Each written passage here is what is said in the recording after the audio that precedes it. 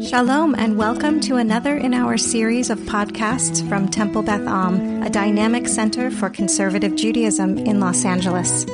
This is a recording of Rabbi Adam Kligfeld's weekly Rashi study class. Here we are again together to dive deeper into this conversation between God and Moshe at the burning bush, which we've been in for quite a long time because it's a longer conversation than sometimes you realize, particularly when you're just laning through it in Parshat Shemot.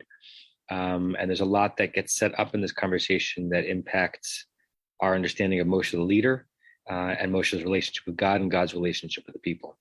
And you can kind of see Rashi doing that work in the background. Rashi is, as he always is, but harnessing midrashic material to paint a picture. So that we have a very specific understanding of who Moshe is and what Moshe's relationship is with God. I believe that we left off on verse 14 in chapter 4. So to go back, just to give us some momentum, as we always do, in verse 13, which we decided can be read in many different ways, depending on which tone of voice you ascribe to it. After God had responded to Moshe and saying, who do you think is the one who gives you the power of speech anyway? Moshe says in verse 13, Vayomer bi Adonai. Moshe said, please, my God, my Lord, shlach na biyad tishlach, please send by the hand of the one you would send. So kind of inscrutable in Hebrew, inscrutable in English. It could be understood as a fine, whatever, send you want to send. It could be a full embrace. Okay, then I trust you. Send who you want to send. It could be another retort, which is I still don't accept your response, God. So find someone else who's more appropriate to be the one who is, representing your hand in Egypt, right? Whatever tone we ascribe to it in our own minds, the Torah clears to ascribe to it some kind of effrontery, or at least the Torah describes God as experiencing it that way, because the first few words of verse 14 tell us how God experienced, as it were, Moshe's last set of words. So let's jump right into it. Okay, who we not heard from in a bit. Rick, do you want to read verse 14? Sure. Okay. Vayichar af Adonai b'Moshe. Vayomer. Rick, hold on one second. I see we have a new student in the class. Megan, welcome. So nice to have you here. I want to make sure you have what you need in front of you. Do you have a book in front of you? Do you have a Rashi? Do you have a Tanakh? Okay. So let me just send Megan a link to the Sefaria text where we are, so you can follow along on a different screen, because we're going to be reading from the text itself and then Rashi. So hold on one second. 4:14. Okay, so I'm going to put a link into the chat, Megan, and if you open that up, it'll take you right to the verse that Rick is reading from. And I don't know if you have familiarity with Sefaria. Once we get to Rashi, if you put the cursor over the verse 14 and you click on it, it'll pull up potential commentaries on the side. Once you hit commentary, and then the first one is Rashi. But we're not there yet. You could just look at the verse itself. And yes, welcome. So good to have you in the class. Okay, sorry to interrupt you, Rick. Keep going. Okay. Vayichar af Adonai b'Moshe is the first phrase. Then Vayomer halo Aharon achicha halevi is the next one. And then Yadati is all by itself with a Zakif Gadol. Ki daber yidaber hu. That's the midpoint of the sentence. V'gam hinehu yotze likratecha is the next phrase. And then V'ra'acha v'samach b'libo is the last one. Right. So as is his wont, Rick is dividing up the verse into phrases, the musicality that's assigned to it, the trope that's assigned to it, and that helps us understand how the words string together. And of course, as we discussed many times, that in and of itself is a commentary, and we're not 100% sure that that's what the original intent of the text was. But let's see. Now try to translate. Okay. So I have the Silverman to help me here. Okay. Vayichar Af,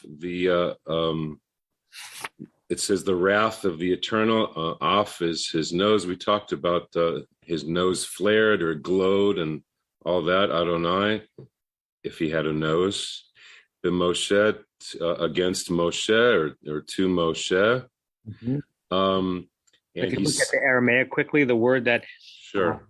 So Af is indeed a noun meaning nose, but Vayichar Af is a phrase we translated as anger, even though it means some kind of an inflamed opening nose, opening nostril. And look at Aramaic. Aramaic turns it actually into the word anger. Does not translate Af as nose. Utekef rugza. So rugza, roges. Your parents ever call you broiges when you were a kid? Broiges is the Yiddish of roges. You're in a bad mood. And takef means strong. Takifu that God is strong. So there was a strong, anger strength. God's anger strengthened b'Moshe. So Onkelos there is not translating it word for word, but doing what a good translator sometimes does, which is says, this is maybe what the original words were, but what it means is this. Keep going. Vayomer, and God said, "Hello." Okay. So "hello" is the question word, meaning "isn't it?" Isn't it that Aaron, your brother, the Levi? I don't know why he has to identify Aaron as the Levi. Moses would know that, but Rashi will pick up on that. Okay. Oh, good. I'm just playing with the words. So, isn't Aaron your brother, the Levi? Is that's the whole question? And then Yadati, God knows. Okay, there's lots of things to that. Ki daber yidaber, that he can speak. Daber yidaber, who? That doubling of the daber yidaber, it's where previous generations of translators would often put in a verily. He is verily able to speak. Yeah, that he can speak well is what Silverman says. But okay. And then who? So all of that leads up to him, leads up to Aaron as the midpoint. And then, and also, Hine, behold, Silverman throws in there, he goes out towards you. Not sure what that means, but anyway, and Veracha, and when he sees you, V'samach, he'll be glad in his heart, Bilibo. Okay, good translation. A lot of stuff going on in this verse, right? This verse helps us understand the previous verse, or at least helps us understand how the Torah understands God's reaction to the previous verse, which is whatever Moshe said in verse 13, send whom you want to send. It was not satisfying to God. It did not seem to God as a acceptance of the task, but rather some kind of pushback. God gets angry. God says, is it a non sequitur? Behold, your brother's a Levite, and I know that he can speak. He can verily speak. In fact, here he is. It's a present tense verb, yotze. Here he is, coming out to meet you, and v'ra'acha, and he will see you. It's a vav hayipuch, so it's a past tense verb, but it means future. V'samach bilibo, and he'll be happy. So, throw out some questions on this verse, folks, or answers. Like, in what way is everything after the anger of God, which seems to be in response to Moshe's not fully accepting this situation, in what way is what comes after it like a proper extension? What is this notion of Aaron the Levi? He's going to speak for you. He's coming out to you. He's happy. What do you see is going on here? Or ask your own question on this. So I see three hands. We'll start with Diane Larry. Yeah, like you said, so much going on here. God's being angry, but then the rest of the verse, he's not very angry at all. That's what I was going to say. His anger it's okay. His anger is immediately assuaged. And as Rick pointed out, he's telling Moses that his brother is a Levite, but I mean, Moses surely knows this. But my biggest question is, who the hell is this guy Aaron? We don't even know this guy. We don't even know that Moses knows this guy. What's their relationship? So I haven't read the Midrash yet. I got to get out my Ginsburg. But if there isn't a huge Midrash on this whole thing and a parallel story, I'm going to write it, because it's just opening up all sorts of opportunities for what was their relationship? What was Moses' relationship with his family? Who is this guy Aaron, and why does God know or tell Moses that he can speak for him? So this is one of these verses that's just absolutely fraught with all sorts of questions of what's going on behind the scenes. Right. And remember that very. I'm going to mute. Is that better? Okay. Remember that not in the Pshat, but Rashi brought into the text when Moshe is beginning to protest, that one of the reasons why Moshe may want to protest is because he doesn't want to be seen as superseding his older brother Aaron, right? So Rashi grabbed onto that Midrash 6, 7, 8 verses ago to give us some understanding that there's a real relationship, and there's a relationship of kavod, and there's a relationship that is respecting primogeniture, which Breshit, tells us chapter after chapter after chapter usually leads to trouble, right? But Moshe basically says, I don't want to accept this because it really, if anyone, it should be Aaron. Okay, so that's hovering in our midrashic understanding through Rashi. But it's the first time, if I'm not mistaken, that God is invoking the fact that you don't have to be the one to do it. Aaron's going to be doing it for you. But I really appreciate your comment, and you were going to say the same thing, Rick, which is that there seems to be a tremendous flaring of anger, but then not the next sentence out of God's mouth does not seem to be anger. It seems to be logistics and trying to resolve the situation. Rashi is going to comment about that as well, about what's going on in terms of where God's anger went. So you're picking up on some things that Rashi picked up on too. Norm or Rachel? I have 3 comments. One is at the very end where he says that Aaron will be happy in his heart. I heard that as meaning he'll be sincerely happy. He'll really be pleased. But more important, I see this first as an example or a great sample for a legal brief, because God starts off being indignant and angry and expressing that, and then he proceeds to deal with Moshe's issues one by one, satisfying all of them. And the final thing is there's a certain bit of magic, because apparently he is showing Moshe what's going on elsewhere, because Aaron hasn't arrived. Aaron is not within the sight of a normal human being, but look, see, Aaron is coming. And you can just imagine if you were making a film or a television show about this, you could flip over and see that. If it was starring George Burns and Gracie Allen, Halavai, why Moshe would be turning on the TV set to see what's going on someplace where he isn't.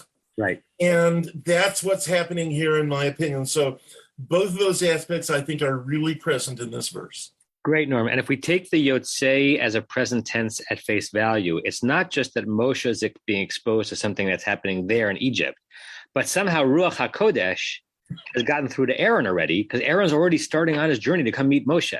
There are some who read this as a present tense verb, but used to describe a scene, kind of like a scene that will materialize, but it's not materializing yet, but it's not quite a future thing. So something like, and behold, like there'll be a moment in the future where Aaron will be coming out to greet you.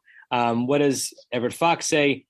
Everett Fox always turns Adonai to YHWH. So I'll just say God's anger flared up against Moshe. He used the word anger, not the nose imagery. He said, is there not Aharon, your brother, comma, the Levite, dash, I know that he can speak. Yes, speak well. That's what he does. Daber yidaber. He can speak, yes, speak well. And here, he is even going out to meet you. He preserves the present tense. When he sees you, he will rejoice in his heart. So I bet there are some translations out there. You could tell me some of them may be in front of you that does not translate the Aaron's going in the present tense, but some kind of a veiled future. If there are, raise your hand and let's hear it. Great. Renee. The anger is being represented by overemphasis of the words with this Shirley speaks. Can't hear you, Renee. You're very, very muted. You speak closer to the mic or something? I think that the anger is coming out with a lot of the over-representation of the overemphasis of the words, like speak, surely speak, that he's like overemphasizing things as a way of dealing with his anger. And it seems to me like he's pointing out to Moses, like it should be obvious. All these things should be obvious to Moshe, but they're really not. Like, why isn't he getting it? Uh-huh. And that the doubling of the verb ledaber reinforces that. Mm-hmm. Interesting. Great. Thanks, Renee. Tova? Well, a lot of the points that I was going to make have been beautifully made by Renee and Norm and others. So I will echo Renee that I do hear some degree of anger still at least I can hear it in those tones. It may not be sort of screaming over the top anger, but sort of like a parent talking to a teenager who's been taking you through the same thing over and over and over and over again. And so, yes, he's talking logistics, but I can hear in my ear a sort of intensity behind that. Now let me explain to you what's going to happen. Yeah, right. And I guess the somewhat tangential thing that struck me that people haven't mentioned so far is the use or the inclusion of the word Levi. For me, it correctly or not, it rang a little bit because the role of the Levites is represented through Torah in many places as one of interpreters. I mean, later there's a clash with the rabbis about who are the legitimate interpreters. And when the Torah scroll is read to the people right after the return, they describe the people standing, listening, and the Levites moving among them and explaining.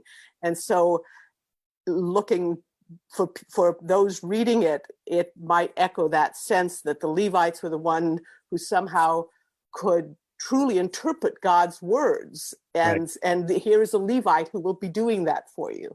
Good. So let's pause on that as a way of just leading the witness a bit so that when we get to the Rashi, we'll have some momentum.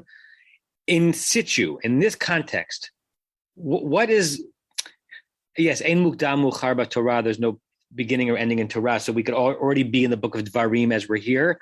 What does Halevi mean right now in the flow of the story? Well, it's the name of Moses' tribe or family that he was born to. Right. So who else is Halevi? His father. Moses is a Levi. Moses, yeah. Right. So it doesn't yet mean in context an honorific of a role, right? It means like from the house of Levi, which is the first thing that we learn about Moshe even before he's born, that he comes from Ish mi Beit Levi, right? So obviously, even as Rick was translating it, we can ask the question, well, why would he need to be reminded of it? Of course, Moshe knows that he's a Levite because so is Moshe. But why? But what's the significance of touting Aharon as a Levite here, particularly because Moshe is? And ask one more question to lead the witness, and then we'll get to Barry and then to Rick. In the hierarchy of roles or titles, what will end up being the more honorific way of referring to Aharon? Aharon. Kohen. All right, Kohen. Right. So just to remind everyone, it's for some reason in modern Judaism you end up having more Kohanim in a congregation than Levi'im. I don't know why, because Kohanim was a much smaller subset of Levi'im, right? The Levi'im were the descendants of all of the tribe of Levi. Kohanim theoretically are the descendants of one person, Aharon, right? Everyone who is theoretically a Kohen comes from that line, whereas the Levi'im for the entire tribe. So if this is an honorific pushing forward Mhm. to who Aharon's going to be, then, and not just describing him from his lineage, then HaKohen would make more sense, because HaLevi, so Moshe is also a Levi, right? So hold on to that, because Rashi is really intrigued by the presence of that word hanging out right there. Great. Barry?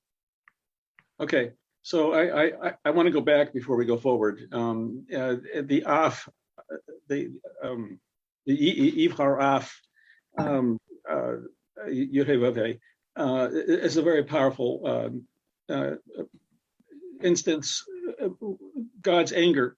God, the one who is the burning bush and doesn't disappear. God, the one who creates all existence. So God is in outside of our time, and it can create time that we don't understand. So yes, first the year off, because Moshe claims he can't speak, and now we're in a different reality. God's created a new reality. It's beyond our comprehension how God does this, but now Aharon comes in. Who is it? God created this. And where is Aharon? God's creating this. Don't ask questions. He's here. So there are certain times when we it's beyond our ability to ask questions. We just accept this is what God's doing.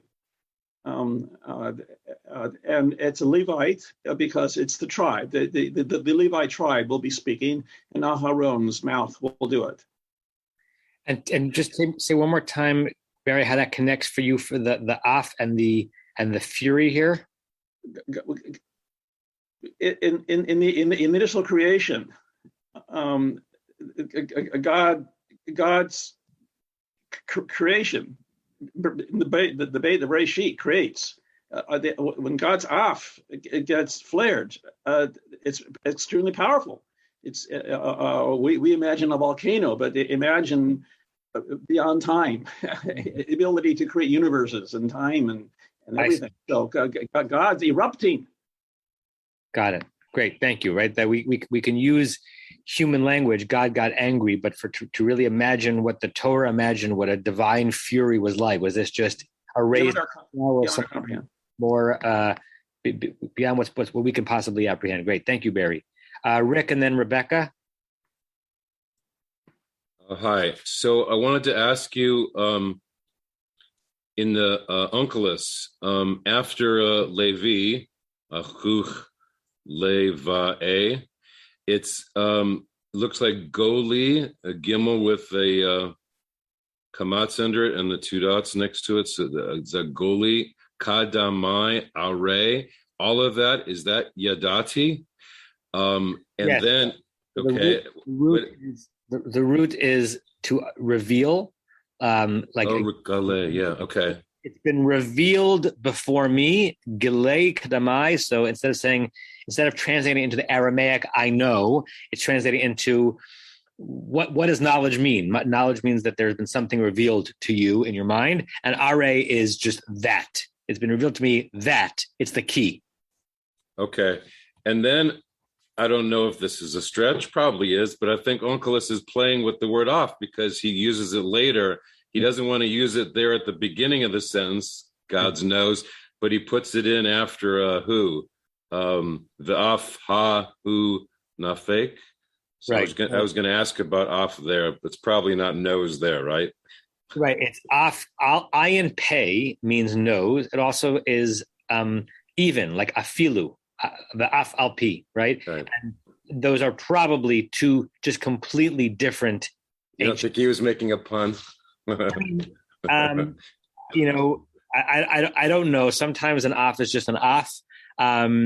There are, yes, other ways you could have rendered in Aramaic the gam in Hebrew. I don't know. I don't know how. I tried to imagine, Onkelos chuckling to himself, in his cave as he's doing this. Was he chuckling? I don't know. Maybe it was just the right Aramaic word, but we can chuckle. Rebecca. So the af is just an af, kind of reminds me. My dad always says the nose knows. Yes.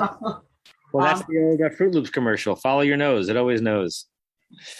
I just wanted to go back to the Levi and comment that it may be that it's in there to emphasize that Aaron was the older brother, because he's sort of the main, again, biblical times, he's the main inheritor of the titles. So it might just be in there to emphasize that it's his older brother. And I think, there's a certain amount of support someone usually gets from their older sibling. That might be his way of saying, you won't be alone, your big brother's going to be there, it's okay. Got it. So Aaron Achicha Ha-Levi. Like if there's a Levi out there, it's Aaron. He's the oldest Levite in your family, Moshe. So it's not just that he's going to be there, he's kind of representing the tribe. Even though you're a Levite, he's Ha-Levi. Great. He's not just me, Beit Levi, he's Ha-Levi. Good possibility. Okay. Anything else before we jump into the Rashis? Okay, Rick, you were reading before we just jump there again.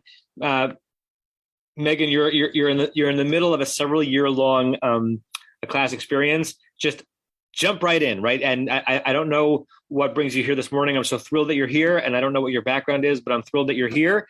And anything that you hear, you want to comment on, question about. There's no such thing as bad questions. We're all just pounding through this text as slowly and as deliberately as possible to draw meaning from it. So have at it if you have something to contribute. We'd love to hear. Okay, Rick, why don't you read the first Rashi? And so now, Megan, you click on, let's see. I'll put another link into the chat with the exact place that the Rashi appears. So if you click on that, that should be literally what Rick's about to read. Okay, go ahead. Okay, so the first piece is Vayichar Af. So Rabbi Yehoshua ben Korcha Omer, so Rabbi Joshua the son of Korcha said, Kol Charon Af Shabbat Torah Ose Rosham. Put a period. Rosham. Put a period. So, or at least a very strong comma. So let's translate that phrase. What does Rabbi Yeshua ben Korcha say? Okay, so whenever the term Charon Af, God's wrath glowed, occurs by Torah and in scriptures, it leaves a definite impression. Okay, so what do people think that phrase means? That's what those words mean. Every flaring of the nose, every wrath, it doesn't say divine wrath, but it's probably the reference that happens in the Torah, makes a roshem, makes an impression. It does something. And then there's parentheses in Silverman, mention of punishment of some kind follows. Okay, so that's Silverman's. Thanks. I was going to try to induce that from everybody, but sorry. Okay, so what do we think those words mean? That every flaring of the nose makes an impression. You could be moved by what Rick quoted from Silverman, or something else in your mind. It could mean just that there's going to be a consequence. It leaves an impression. There's going to be an impact, a result of it. Right. It's Rashi's way of saying, by quoting Rabbi Shimon Karcha, one of the first things that we heard when we were discussing the verse, which is, if you throw in Barry's comment of God's wrath is a tectonic wrath. This is not, I'm a little annoyed with you. This is divine wrath. So if there's divine wrath, then what? Is the earth splitting open like to swallow Korach? Is it divine wrath that I'm smiting you down? Or is it divine wrath? Okay, let's figure out how to do this together. So it seems to be that, and not only seems, in other places in the Torah, where there is a chara of the af, you see the smiting, or you see the impact of that. There's a roshem, right? It's not just that God's been described as having been angry, but the anger has created something, usually negative for the person that God is angry at, immediately. And here, which is Rashi's about to say explicitly, it doesn't seem to say that. Norm or Rachel? Just kind of backing up, we're recounting this conversation between God and Moshe at the burning bush. And how is the bush burning changing to reflect that God is angry? And I don't have an answer. It's just that question jumped out at me, that if we're interpreting that at this point in the conversation, God gets angry, what observationally of this conversation between a burning bush and a person, how do we know that? What's changed that we could observe? Good. Particularly given what comes next does not necessarily have to be read through a veil of anger. As some of you said, you could add some grist to what comes next, but it's not obvious that it's divine anger being expressed in Aaron's going to come speak for you, and he's happy to do so. Sue?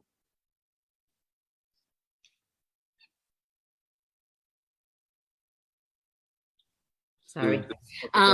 Rachel, that was really interesting to think about what that flared nostrils looks like. I was just thinking that we always talk about Moshe not being allowed into Israel because into the holy, into the land because he hit the rock. But maybe the tectonic result is from this. Maybe he's not. Maybe this is it. Mm-hmm. Meaning it's a delayed vayichar af. God gets angry now, but you don't see a roshem right here. Oh, there's a roshem. It's by built up anger that's going to come out when he hits the rock later. That's interesting. So Rashi is going to go in a different direction, but the same style. It's going to say it's not obvious in this moment that there's a roshem. Oh, there's a roshem, and it's going to get back into what Levi means in this verse. Any more comments on that piece of the Rashi before we have Rick keep going? Okay, Rick. So that's just the first 6 words of Rashi. Keep going.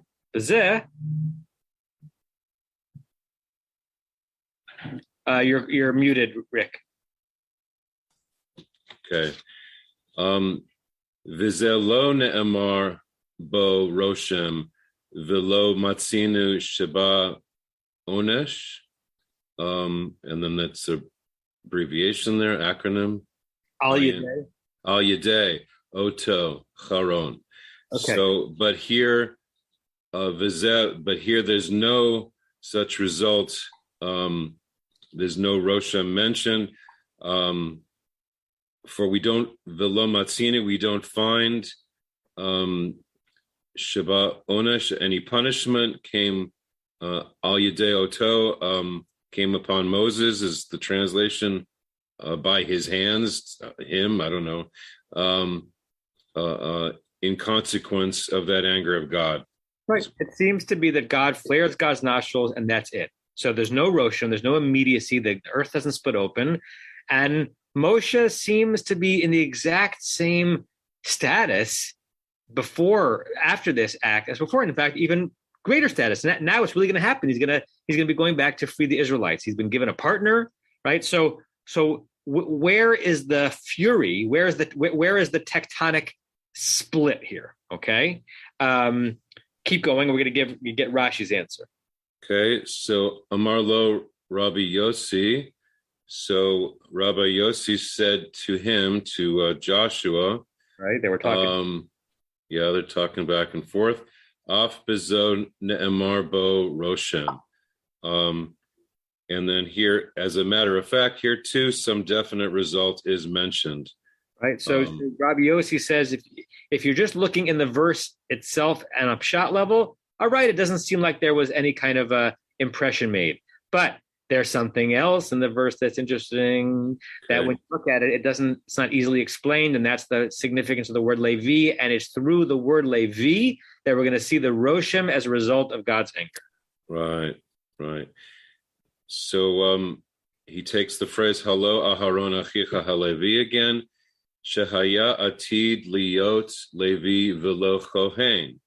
That that Aaron was destined to be just a Levite, if I can throw the word just in there, an attendant to the priest, not a priest himself. That just is perfect, right? So the way Rabbi Yossi is reading the verse is, behold, Moses, Aaron, your brother, the Levite. Right now, all he is destined to be is a Levite, right? So we were discussing before when Tova was unmuted that, the higher, if we're thinking about this as a future designation, not just a what tribe you're from, the higher way of referencing Aaron, as we know it, is the Kohen.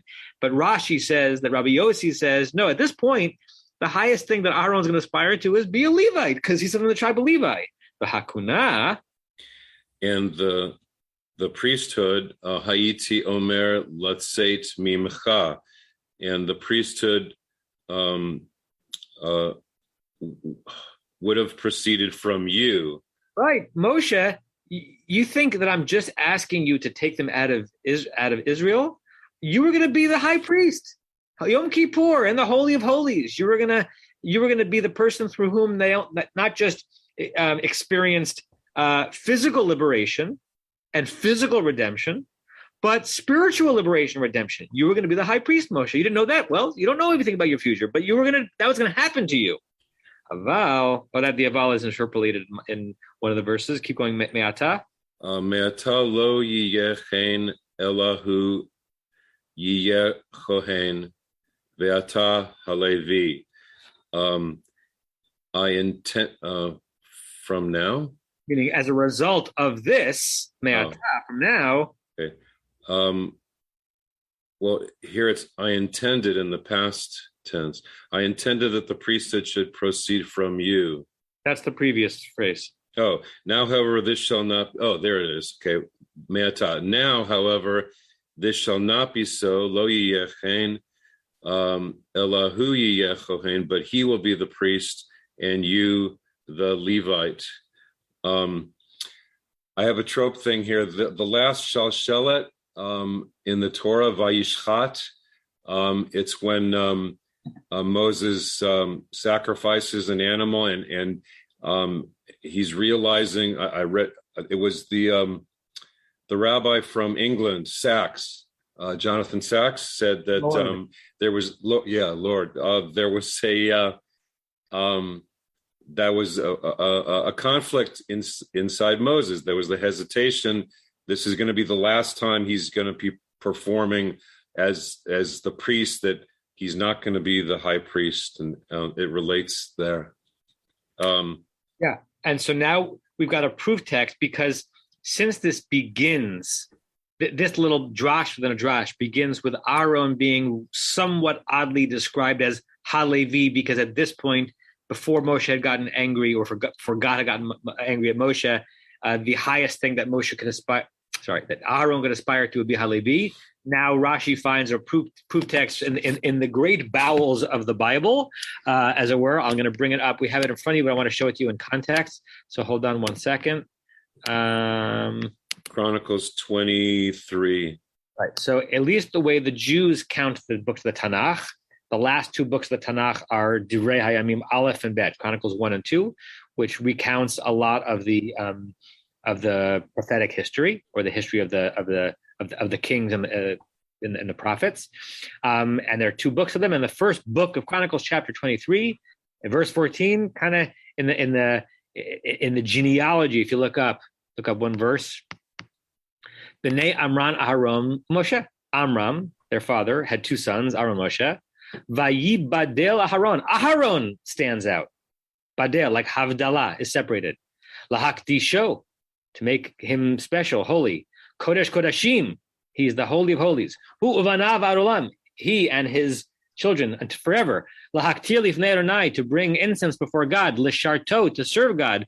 Ulevarech bishmo, and to bless in God's name. Ad olam. It's so funny. And Moshe, Ish Elohim unav. Moshe, he was a man of God. And he and his children, Yikaru al Shevet Levi, they're going to be known as Levites. It's such an interesting, this is almost the end of the Bible, right? And as the Bible looks back upon the Torah, Aharon won that sweepstakes, not Moshe. Aharon is a servant of God and a blesser of God, and Kodesh Kodeshim. Moshe isn't Ish Elohim, right? But he's a Levite. So Rashi takes this verse and says, see, Moshe, this is what's going to happen to you. Originally, Aaron was called the Levite, and you were going to be the Kohen. But now, because of how you're acting right now, you're going to go, and Aaron's going to help you. And you were concerned that 1 second, someone's calling me. So let me just make sure I'm on Do Not Disturb. And in the end of days, and at the end of the book, you're going to be the one who's quote unquote just referred to as Halevi. So it's elegant. These kinds of midrashim are always just so impressive to me. Like, how many years? And I love this material, as you know. How many years would I have to study the text to be able to pull that verse from the first book of Chronicles, chapter 23? The fluency that Chazal in the Talmudic era and that Rashi had with every single word of the inherited tradition is unbelievable. To know that verse is there and to pull it out for this exact moment. Okay. I see Suzanne and then Norm and Rachel.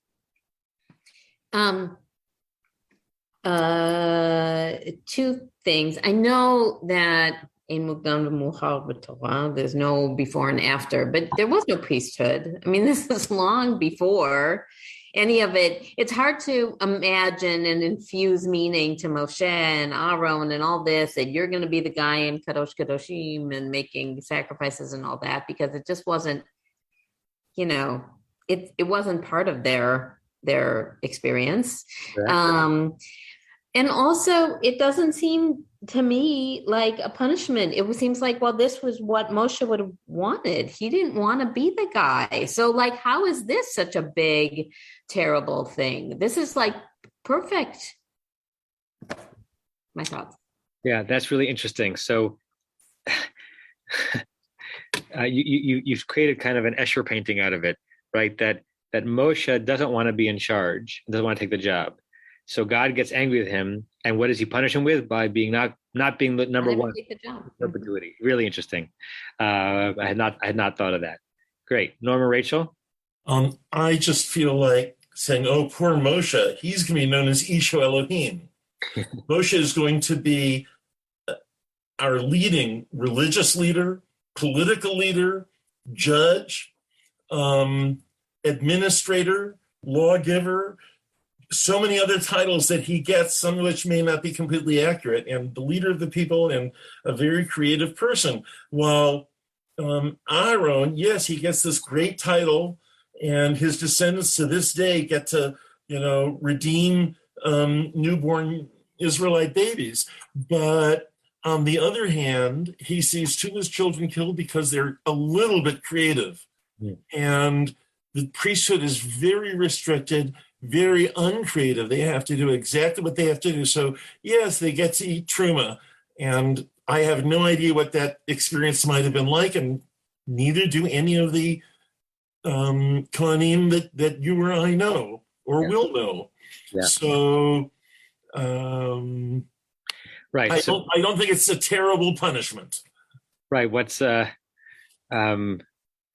some comic that I think it's Gary Gulman who talks about, like, obviously he's exaggerating, but he gets into a fight with his wife, and he can't sleep in the bedroom that night. He's like, "Oh, you mean I have to go onto that really comfortable couch that I picked out myself downstairs in front of a screen that has every TV show and movie ever made, and they get to watch without being interrupted? Oh my God, that's so terrible!"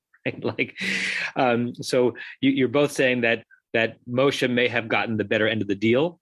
That to be at the top of this particular pyramid is not necessarily something that works out well for Aharon, and all of this is in service of trying to just resolve the lacuna, the ellipsis of he got mad, God got mad. Well, if God gets mad, there has to be an imprint on society, or imprint in the historical record, and the only one they could find is this one. And you're both reading it as Moshe saying, "All right, I'll take that. That works fine for me." Andy? Well, we're focusing a lot on Moshe, but I'm actually curious about Hashem in this equation. Has he underestimated this is a pivotal moment for God, but has he underestimated Moshe? And what does that say about God's wisdom here in terms of selecting this person, or are we missing perhaps some long game here where God knew Moshe was going to, shirk his responsibility here, and there's some longer con, so to speak, that God is playing here? Yeah. Well, the idea of a long con is definitely present in the Midrash, that this is whatever's happening in the scene, its implications may not be felt until, the end of the whole story, right? So you can constantly ask a version of that question. So did God know that Moshe, was gonna have this reaction to being chosen? And did Moshe somehow conjure that if he acted this way to disappoint God, that God was going to punish him, and God was going to punish him in the exact way that he wouldn't mind being punished? And didn't God know that Moshe knew that, right? So you can keep going with that, which is very the sting, right? Very, adding on questions about what someone knew or supposed was going to happen as a result of this act or that act. It could very well be a divine human chess match. Barry? Yeah, that's just exactly where I was going. This tectonic display was pre-planned. God needed Moshe's refusal to do the tectonic thing and recreate the story. Yeah, from the beginning, as it were. Great, Norm, and then we'll keep going. Norm, Rachel. I keep saying Norm, but I don't know which one of you wants. Yeah, this one's me, and this is extremely tangential. Years ago, I heard a drash on the Akedah that suggested that Abraham had failed the test. What God wanted was an argument. And that when Abraham did not argue with the request to sacrifice Isaac, God decided that God could not give Abraham a Torah, whether it would have been the same as the Torah we have from Moshe. But the God at that point decided, kind of on the rest of Breshit and the life of Moses, before giving Torah. And what I'm raising here, is this enough of an argument that Moshe merits getting Torah? I'll leave that as a wonderful question, because I don't have a great answer to it, but I like the connection back to the previous great leader of the ancient Israelites, who sometimes disappointed God as well, and at least wrestled with God as to what his role actually should be. Okay, that gets us through part of, or the first half of the Rashi in that verse. So Rick, you're still up if you want to keep going. Hinehu yotzei likratecha. Rashi's going to weigh in on that, on one of the other questions we raised, which is that what do you do with yotzei? Yotzei is a present tense verb. Rashi answers it very tersely. Go ahead. There was another little bit there from the Talmud, ZEB 102a. Zvachim. Yeah. That's where this conversation between Rabbi Yosef and Karcha is taken. So it's just a citation. Okay, great. So then Hinehu Yotzei likratecha kishetelech, are those dots? Yep. Kishetelech lemitzrayim. That's all he said. What's Rashi? How is Rashi answering the question about what yotzei means in this verse? Is it when the translation, when you will be going to Egypt, right? Which means what? I don't know. Well, so what our question was, remember we imagined is God now saying to Moshe, what was the reference as to, who would be playing these parts? George. Aaron is coming towards you. Right. So what Rashi is saying is, not now. This is not Yotzei happening this moment. And when you go to Egypt, Moshe, which you'll do once you finish packing your bags and get out of Midian, you'll notice that as you're walking in, Aaron is going to be Yotzei Likratcha. Aaron's going to come out to greet you and even be happy with it. So it's a future tense idea, but it's like a prediction of what will be happening in real time then. Then at that time, he will be walking out with a smile on his face. Not that it's happening immediately. Now, the question I can ask on the question is, what does that matter? Why does that matter? Like, is Rashi, sometimes Rashi just wants to make sure we understand like the tense here. But is there a difference? You can say my beinaihu in Talmudic language. What's the difference in how the story is understood comparing Aaron on his way out right now, Yotzei is a real present tense verb, versus Aaron, when you go there, Aaron is going to be coming out at the same time with a happy face. Is there a difference in our minds as we compare those two images? Or said differently, is there any sermonic reason to read it the opposite way, which is that, no, he is Yotzei Likratcha right now. Norm, Rachel? One of them says, I have already taken steps to implement all of this. I've got Aaron on his way out, and you're going to meet him somewhere between here and Egypt. And the other one says, I am going to have Aaron leave. I may not have yet approached him about this, but I'm going to go see Aaron and tell him, hey, you got to go out and meet your brother, and you're going to be his spokesman, and blah, blah, blah. Good. So if you linger on the first one, I hope I say this the right way. If it's happening right now, it indicates to Moshe he actually has less power and agency than he might even think. Like this, go back to Andy's comment, this really all is a game. God knows the outcome, so much so that God already put into place the parts that are going to be happening in Egypt. So Moshe, I've gotten you to this place in the conversation. I knew I was going to get to this place in the conversation. I even knew you're going to be angry at me. And how do I know that? How do you know that I know that? Because Aaron's already on the way out, right? You're going to do this, Moshe. It could be that the impact, even if Rashi didn't intend this, of Rashi saying that the Yotzei here is not a present tense verb, but a present tense that's going to happen in the future, is even God wasn't sure exactly how this was going to work out. And God did not know that they were going to get to this exact moment in the conversation. And now that they're there, God's going to say, okay, Moshe, here's what's going to be. Now that, I've kind of cajoled you or coerced you into accepting this, when you go into Egypt, I will make sure, or I don't even have to make sure.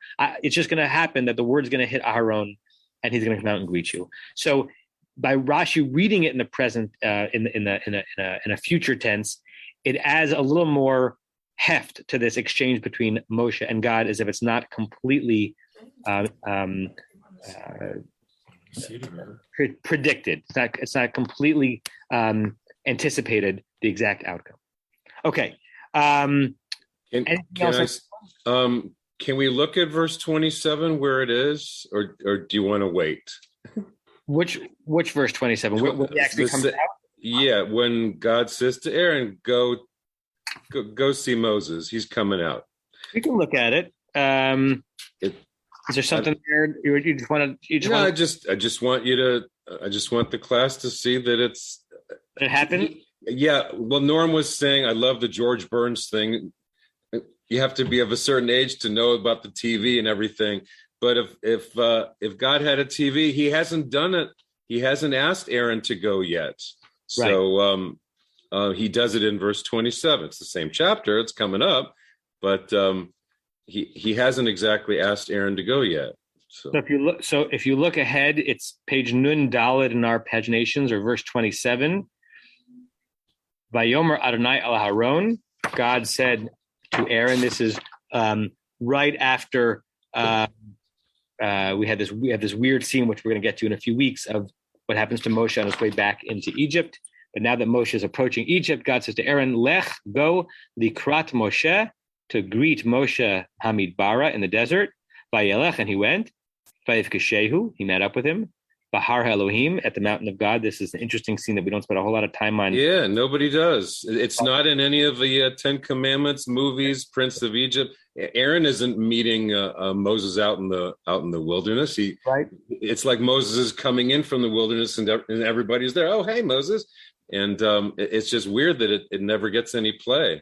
So we'll give it some play when we get there in a few weeks. Yeah. And we'll also ask the question of what Har Elohim actually means. But maybe they met at Sinai, like a premonition for when they're going to be at Sinai next. And when they're at Sinai next, remember that Aaron and Moshe are not going to be on the same team, as it were. Vayishak lo, and he kissed him.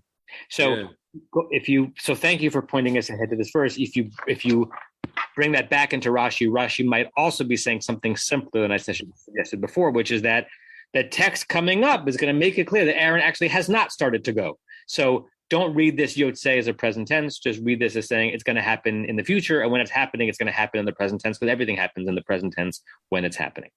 Does anybody have a translation of the verse, not the Rashi, that reads Yotzei as anything but a future idea?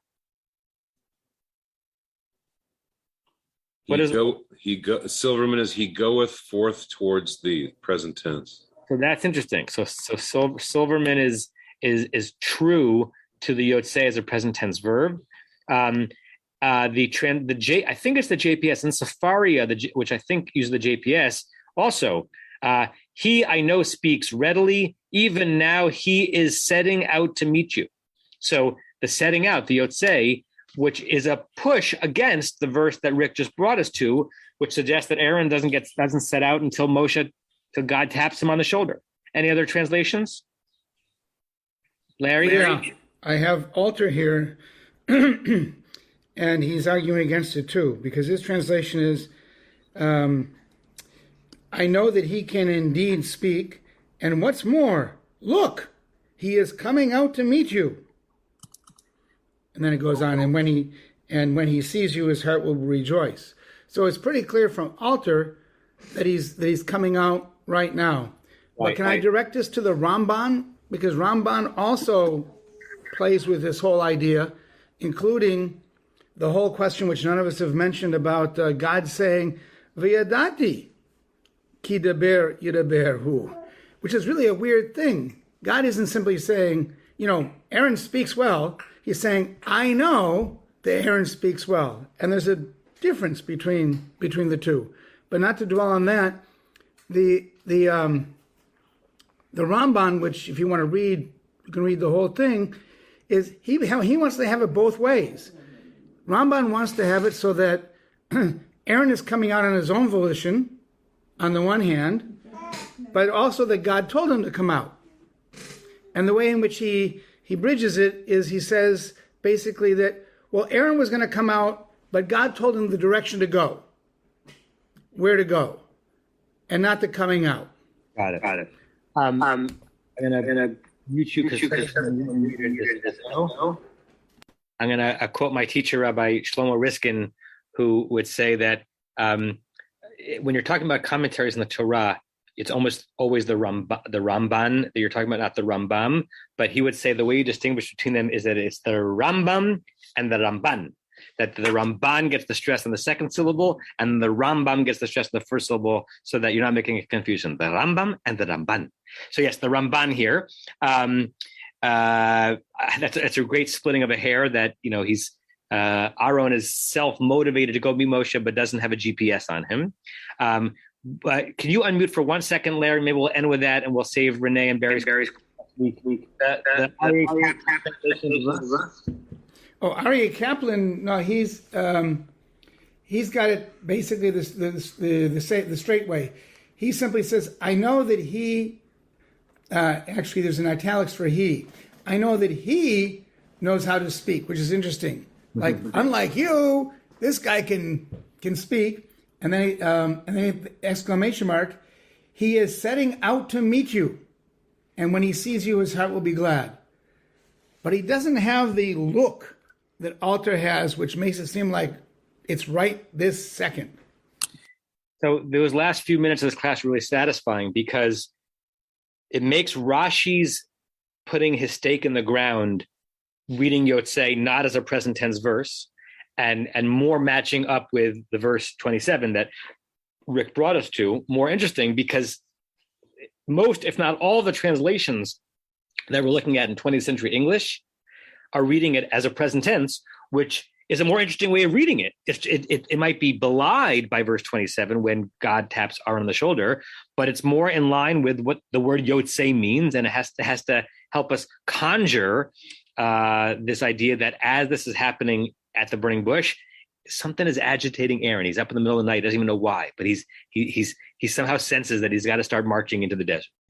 You have been listening to another in our series of podcasts from Temple Beth Am, a dynamic center for conservative Judaism in Los Angeles.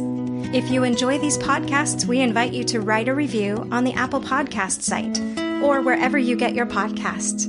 For more information about Temple Beth Am Los Angeles, go to tbala.org.